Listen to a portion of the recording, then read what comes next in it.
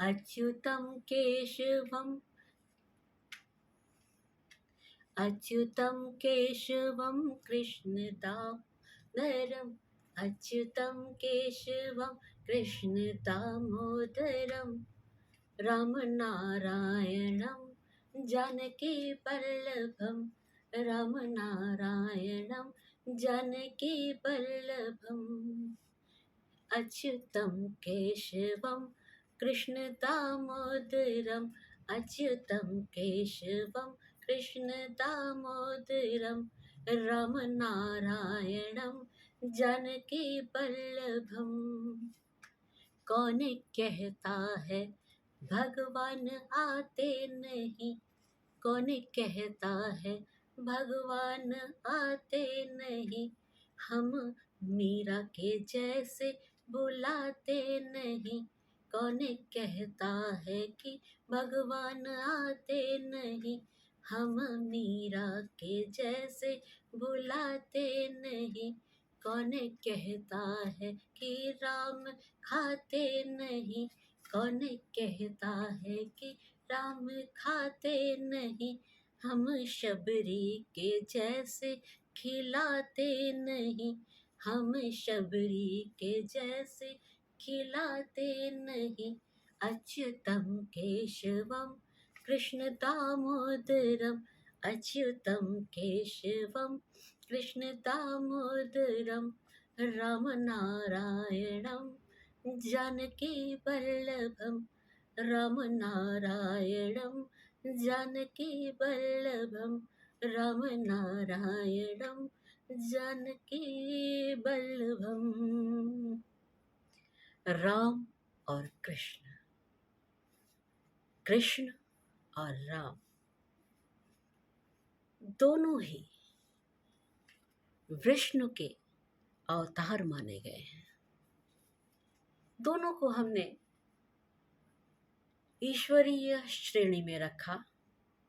दोनों ने धरती पर जन्म लिया। दोनों मानवों के बीच में पले, लेकिन दोनों ने ही अपने कर्म के द्वारा, अपने भाव के द्वारा अपने ईश्वरीय गुणों को दर्शा दिया। लेकिन सबसे बड़ी बात क्या है? सबसे बड़ी बात है राम और कृष्ण के बीच में अंतर है। तो दोनों ही विष्णु के अवतार। राम त्रेता युग में हुए और कृष्ण द्वापर युग में हुए। राम चैत्र शुक्ल की नवमी को अवतरित हुए और कृष्ण भादों के महीने की कृष्ण पक्ष की अष्टमी को अवतरित हुए। राम का जन्म दिन के 12 बजे में हुआ। कृष्ण का जन्म रात के 12 बजे में हुआ। राम के जन्म के समय उजाला ही उजाला था। कृष्ण का जन्म घटाटोप अंधेरा लिए हुए था। हम अक्सर राम और कृष्ण का तुलनात्मक अध्ययन करते हैं, लेकिन हमें यह ध्यान रखने की बात है कि हम मनुष्यों की जो जीवन यात्रा है, अक्सर उसकी शुरुआत राम बनने से होती है, लेकिन समापन कृष्ण पर जाकर होता है। क्यों? ऐसा क्या है? ऐसा क्यों होता है? तो कुछ बातें मैं इस संबंध में आपको बताना चाहूंगी।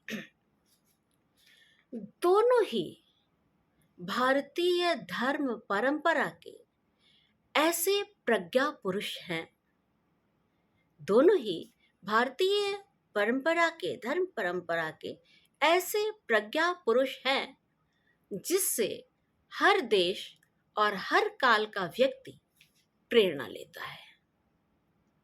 हर देश और हर काल का व्यक्ति प्रेरणा लेता है, दोनों से, राम से भी और कृष्ण से भी, मर्यादा की भी और अस्मिता की भी, मर्यादा की भी और अस्मिता की भी। राम जहां 12 कलाओं में दक्ष थे, वहीं कृष्ण 16 कलाओं में दक्ष थे। राम 12 कलाओं में दक्षता हासिल किए हुए थे और कृष्ण 16 कलाओं से परिपूर्ण थे। 16 कलाओं में दक्षता उन्होंने हासिल की हुई थी। भगवान राम का जीवन कभी मर्यादाओं को नहीं तोड़ता है। भगवान राम का जीवन कभी भी मर्यादाओं को नहीं तोड़ता है, लेकिन कृष्ण जहां उचित समझते हैं वहां मर्यादाओं को तोड़ने से भी, नियमों को तोड़ने से भी हिचकते नहीं हैं। राम हमेशा मर्यादा का पालन करते हैं, लेकिन कृष्ण आवश्यकता अनुसार कानून को, धर्म को, नियमों को बदलने का पूर्ण प्रयास कर लेते हैं। वह समय आने पर जरूरी नहीं है कि मर्यादा का अनुसरण ही करते रहें, उन्होंने इसमें बदलाव भी किया हुआ है। राम का जीवन एक आदर्श है। मर्यादा पुरुषोत्तम राम, जिन्होंने अपनी मर्यादाओं को कभी नहीं छोड़ा, तो राम का जीवन एक आदर्श है और वहीं कृष्ण का जीवन एक उत्सव है। राम का जीवन एक आदर्श है और कृष्ण का जीवन एक उत्सव है। राम का घर छोड़ना एक षड्यंत्रों में घिरे हुए राजकुमार की करुण कथा है। राम का घर छोड़ना एक षड्यंत्रों में घिरे हुए राजकुमार की करुण कथा है, लेकिन कृष्ण का घर छोड़ना एक गूढ़ कूटनीति और राजनीति है। राम आदर्शों को निभाते हुए कष्ट सहते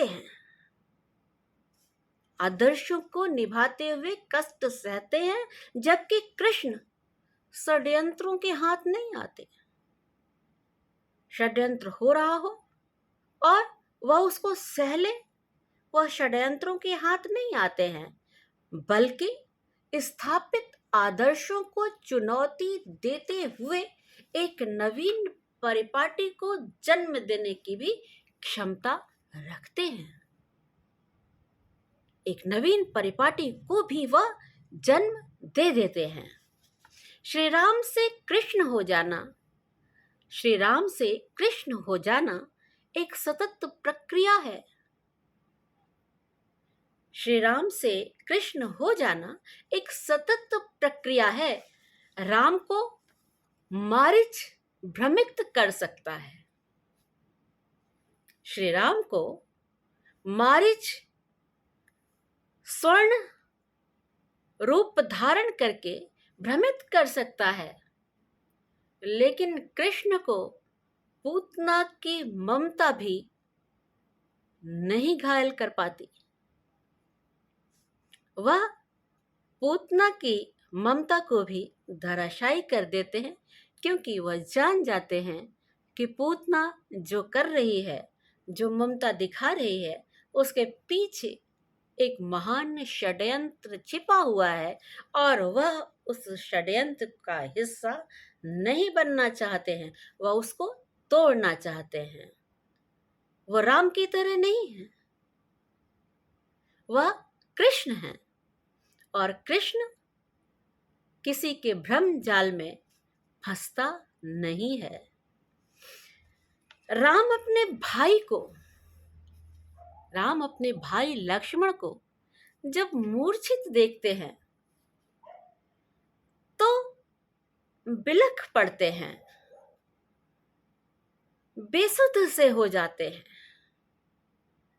भाई की मूर्छा को देखकर उनका अंतर्मन अत्यधिक व्यथित हो जाता है। उन्हें समझ नहीं आता कि वह क्या करे, लेकिन कृष्ण समय पड़ने पर अभिमन्यु को भी दांव पर लगाने से नहीं हिचकते हैं।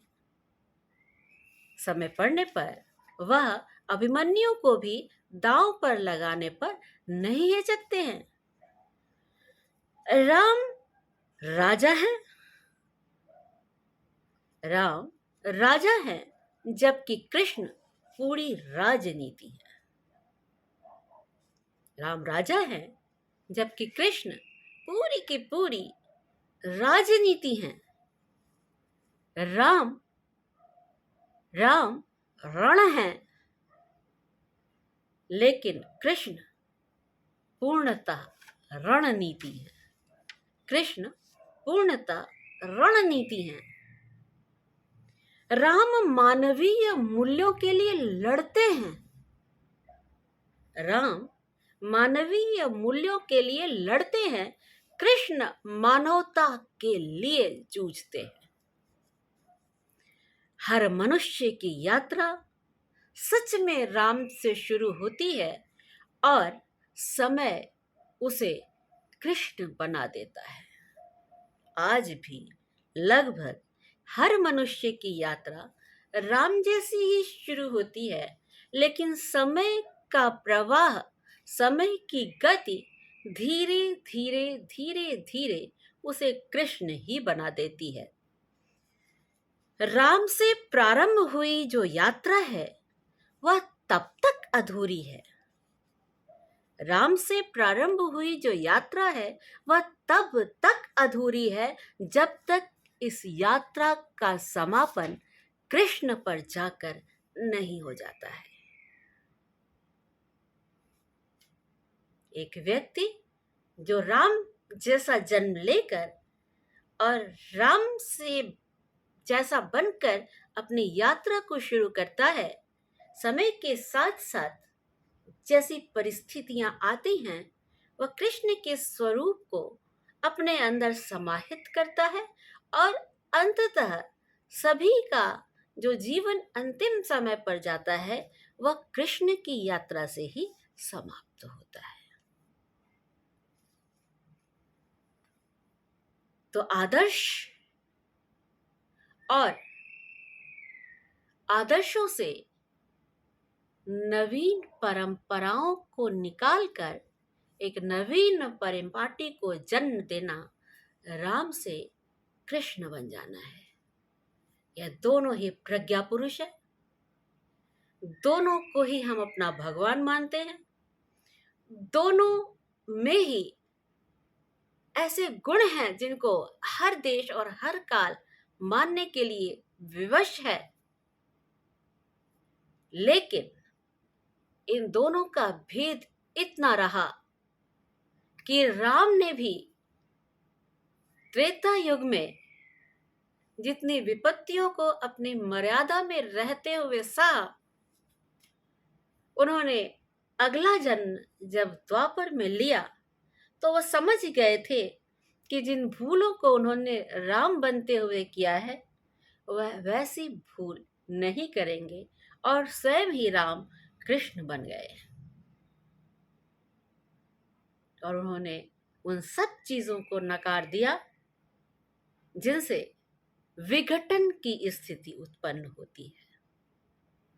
तो हम सब के जीवन में हमारी ये यात्राएं चलती हैं, हम राम बनकर उत्पन्न होते हैं और कृष्ण बनकर हमारा समापन होता है। आज के लिए इतना ही। आप मुझे धैर्यपूर्वक सुनते हैं, इसके लिए मैं सदैव से ही आपकी आभारी हूँ। और आपसे फिर से अनुरोध करूंगी, अनुनय विनय प्रार्थना करूंगी कि वीडियो को लाइक शेयर और सब्सक्राइब अवश्य करें। तभी जो हमारी जो भावना है वह फलित होगी। जो हम आप तक पहुंचाना चाहते हैं वह हम आपको दे पाएंगे।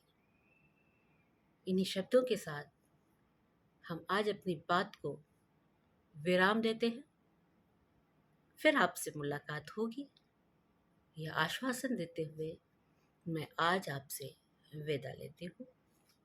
आप सभी को पुष्पलता राय का सादर नमस्कार है।